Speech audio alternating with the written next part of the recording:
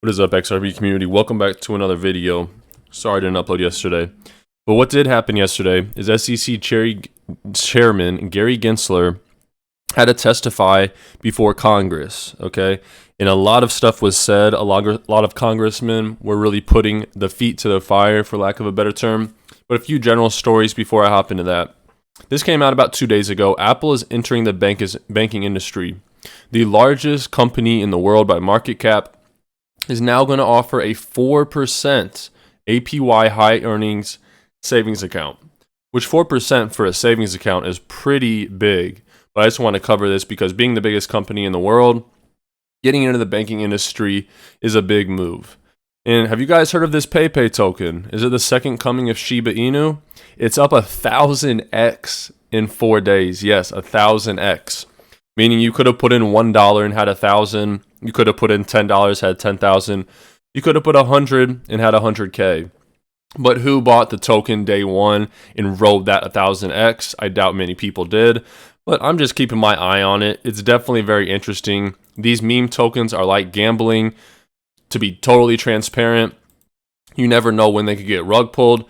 But when any token launches and does a 1,000x return in 4 days, I'm dumb not to cover that. Speaking of tokens, if you guys need a spot for digital assets or XRP, I recommend Uphold. It's sleek, it's simple and secure, and it's where I buy my XRP and Flare every single day. I'll link in the video description below. And if you want $41 guaranteed for free, just sign up with Webull, deposit 1 penny, and you can get up to 3K in free stocks. Now, typically, you just get 40 to 300 bucks, but it's a great offer just for signing up and depositing 1 penny. Sell your stocks, buy some more XRP, do whatever you want, but don't miss out on this great offer with Webull. Link in the video description below. So Matt CR, and if you guys do use Twitter and you have information or stories or questions, the best place to contact me is on Twitter. I have that on the screen right here. This guy made a spreadsheet of non-programmatic on-demand liquidity sales by quarter by Ripple. And on-demand liquidity is the product that uses XRP at the center. And you can see it's absolutely ballooned since quarter 3, 2021, with the past quarter of 2022 recording $3 billion in sales. So there's a lawsuit, there's a crypto downtrend. And what does this show you? This is the opposite of a downtrend. So if Ripple can do this, when there's a when there's an SEC lawsuit, when there's a crypto downtrend, then imagine what Ripple can do in a market uptrend. Now let's get into the Gary Gensler stuff from yesterday. John Deaton made this little video, digital asset buy, tweeted out. He said the number one thing I took away from this hearing that should absolutely scare the living shit out of everyone involved in crypto. Take a listen. The number one thing that I took away from this hearing on specific questions that should absolutely scare the living shit out of everyone involved in crypto is the following. It was an open-ended question by Maxine Waters, where she just playing the partisan hack that she played in today's hearing, where she said questions like, do you have authority to regulate the crypto market? And of course he said yes, but she said, I want you to follow up your answer about what is a crypto. And this is what he said. He said, if there's a website, that's indication. If it is software that needs to be upgraded, that is an indication of a security. If there are lawyers who have been hired to come in to meet with us, that is an indication of a security because there's a small group of entrepreneurs involved. Just think about that for a second. The man has been saying for 2 years, come in and talk to us. Come in and talk to us. Now he's saying, if you come in and talk to him and you hired lawyers to do it, that indicates that you have a security. He literally said that today at the hearing. And then he also threw out, if there's Twitter accounts. So think about that. Website, Twitter accounts is upgraded, software being upgraded. So what's that tell you about what his thoughts are of Ethereum? He won't answer it, people, but you know clearly, meeting his definition, Bitcoin would be implicated. I'm not saying he's saying that. I'm just telling you, if you listen to what he said, wasn't there a Bitcoin Taproot software upgrade? Doesn't Bitcoin get upgraded? Ethereum upgrade, the Shanghai that just happened? All of those things indicate what we warned at Crypto Law a year and a half. Is that not crazy? The same guy, Gary Gensler, who's been saying, come in and talk, is now saying one of the metrics that determines if something is a security is if they have lawyers who come in and talk. And then also, if they have a Twitter account. Why is that important? Because that means it's a more centralized entity. So by these standards, Gary Gensler believes Bitcoin is the only cryptocurrency, basically, that cannot be. Maybe there's some other ones that I haven't heard of, some smaller ones, but in the top 10 cryptocurrencies, all of these have companies behind them. They all have Twitter accounts for the most part, and Bitcoin is the only one that isn't. But don't really worry about what Gary Gensler is saying, guys, because look at this right here.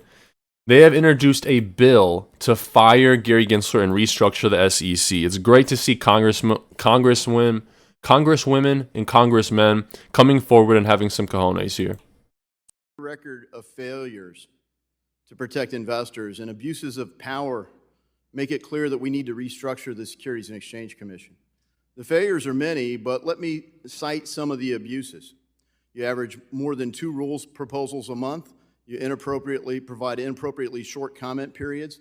You have unworkable and unlawful ESG disclosure mandates on the market. You have essentially a Hotel California rule for crypto where you can check in anytime you like, but you can never leave. You have endless discovery with no resolution and no clarity for the captives in the market.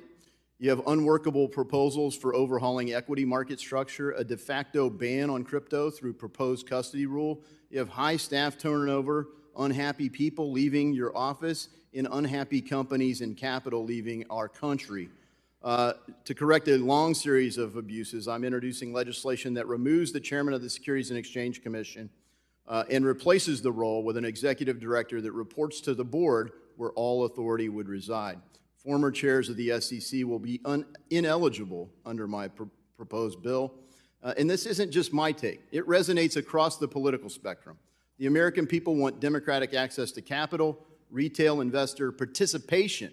You can't just exclude retail investors from markets and claim it's for their own good. Our markets need to function and flourish, and I yield back. So they want to restructure the SEC and then go further and fire Gary Gensler. Will that actually happen? Only time will tell, but it's an interesting development nonetheless. And then Crypto Windio put this out. It has been my personal opinion that China is playing 4D chess with the entire world. I don't think that they have any intention of banning Bitcoin or crypto. They just want to control it, and the United States of America has let this happen. Take a listen. Does it concern you, by the way, that your approach to the digital asset industry is actually driving this industry out of the United States? We're trying to drive it to compliance, and if they're not complying with the laws, then they shouldn't be offering their products. Reclaiming my time. Madam Chair, I would like to enter into the record this Wall Street Journal article from April 14th, 2023, detailing China's ploy to open its banking system to crypto firms in an effort to seize an opportunity created by our hostile regulatory environment, which, Mr. Chair, you're a big part of. Without objection. Chair Gensler, FTX was domiciled abroad and so is Binance, yet American consumers still had access to both. You can't really think that pushing this industry abroad is going to protect American consumers when it hasn't several times in the past on your watch. You say the crypto market is rife with non-compliance. However, existing SEC rules make no sense for blockchain-based companies, and following them would actually kill these businesses. Your regulatory style lacks flexibility and nuance, and as a result, you've been an incompetent cop on the beat, doing nothing to protect everyday Americans and pushing American firms into the hands of the CCP. Your intention to work against SEC mission and put American investors in harm's way has been made very apparent, sir.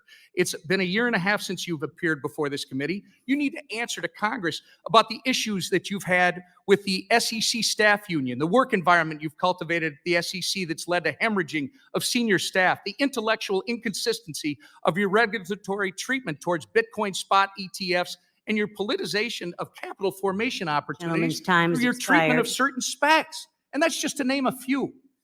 Thank you. So I think that was nicely said by Tom Emmer. This hearing was filled with so much information, and I'll make another video later this afternoon. Thank you guys for watching. If you want Gary Gensler to resign and you've made it to the end of the video, you're still listening, comment resign Gary Gensler. I have some more content coming this afternoon. God bless you all. Take care of yourselves. Take care of your families. Until next time.